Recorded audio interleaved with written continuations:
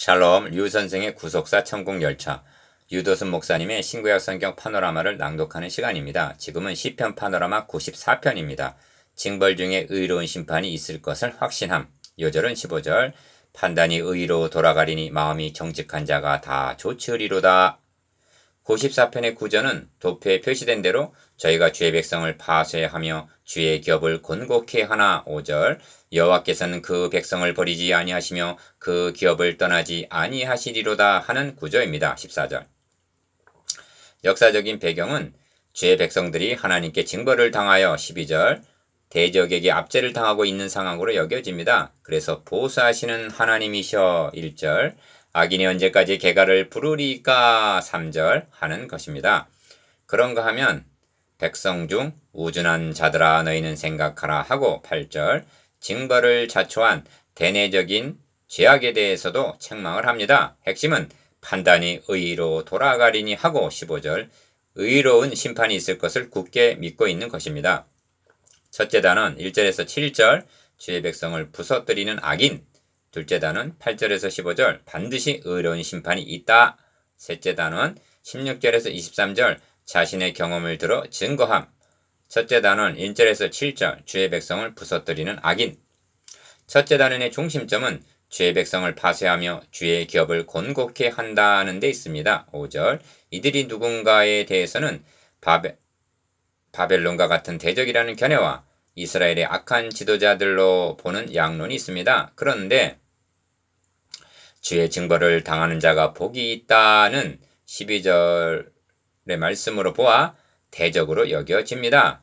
1. 여호와여 보수하시는 하나님이여 보수하시는 하나님이여 빛을 비추소서 하고 1절 탄원합니다. 빛을 비추소서 하는 것은 이제는 너희 때요 어둠의 권세로다 하신 흑암의 때임을 나타냅니다. 누가복음 22장 53절 기업 세계를 판단하시는 주여 일어나사 교만한 자에게 상당한 형벌을 주소서 하고 2절 원수 갚는 것이 내게 있으니 내가 갚으리라 하신 로마서 12장 19절 심판주 되시는 하나님께 호소합니다. 2.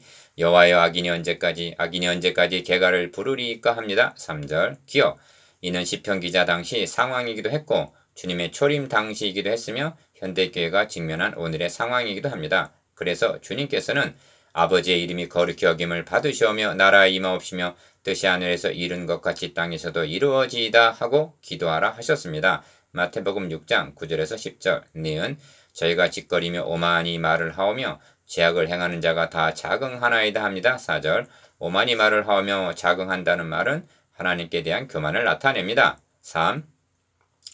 여호와여 저희가 주의 백성을 파쇄하며 주의 기업을 곤곡케 하며 하고 5절 주의 백성 주의 기업이라고 말씀합니다.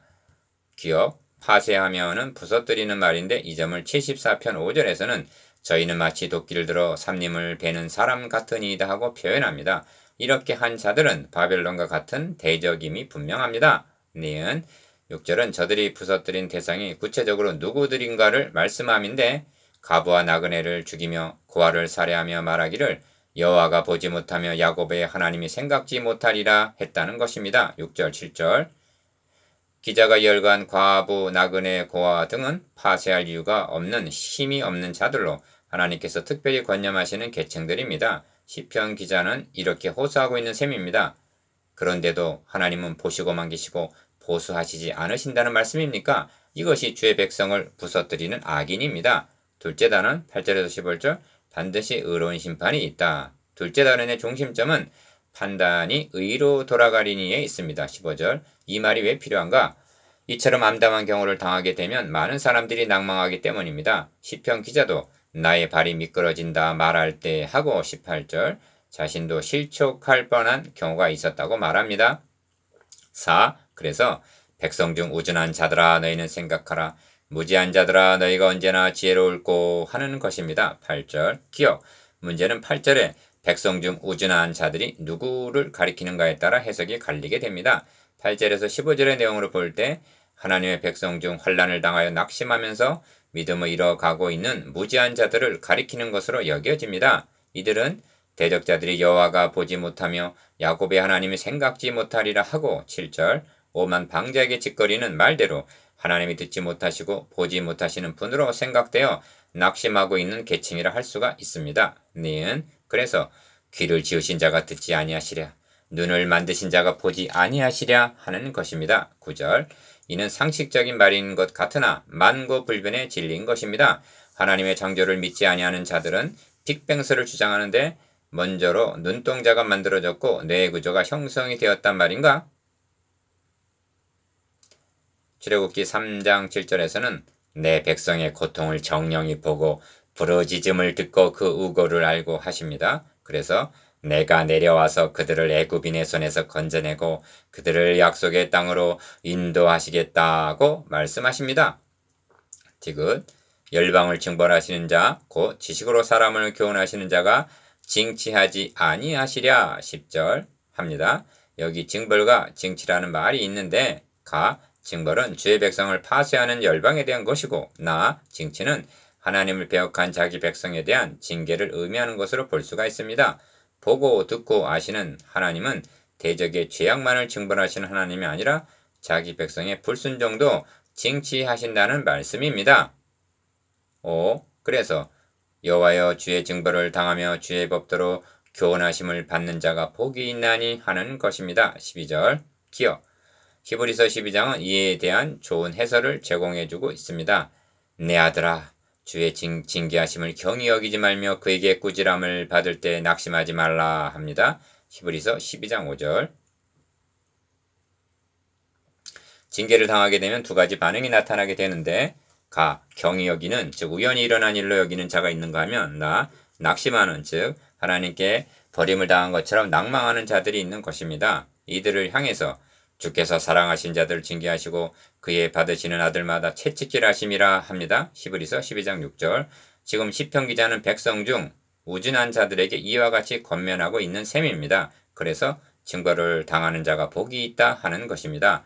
니은 이런 사람에게는 환난의 날에 벗어나게 하사 악인을 위하여 구덩이를 팔 때까지 평안을 주시리이다 하고 13절 위로와 격려를 합니다. 6. 그리고 확신을 가지고 여호와께서는 그 백성을 버리지 아니하시며 그 기업을 떠나지 아니하시리로다 합니다. 14절 기업 이는 도피에 표시된 대로 주의 백성을 파쇄하며 주의 기업을 곤곡해 하는 5절 대적과는 상반된 중추적인 말씀입니다. 그리하여 둘째 단어는 판단이 의로 돌아가리니 마음이 정직한 자가 다 조출이다 하는 결론에 도달합니다. 15절 마음이 정직한 자란 3절 4절의 악이 있나 오만한 자도 아니고 8절에 우준하고 무지한 자도 아닙니다. 하나님을 변함없이 사랑하는 자들을 가리키는데 다른 사람은 어찌하든지 다 조치리라 하는 경건한 자들인 것입니다.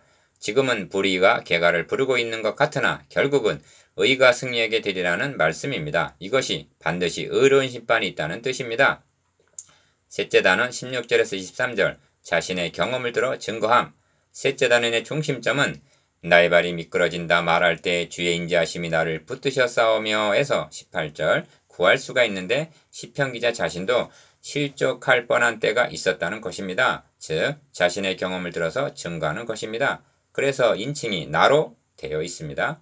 7. 누가 나를 위하여 일어나서 행악자를 치며 누가 나를 위하여 일어나서 죄악 행하는 자를 칠고 하는 것은 16절 기억 여호와께서 내게 도움이 되지 아니하셨다면 내 혼이 벌써 정막 중에 처하였으리로다 하는 17절 환난 날에 도울 수 있는 것은 하나님 외에는 아무도 없다는 말씀을 하기 위해서입니다.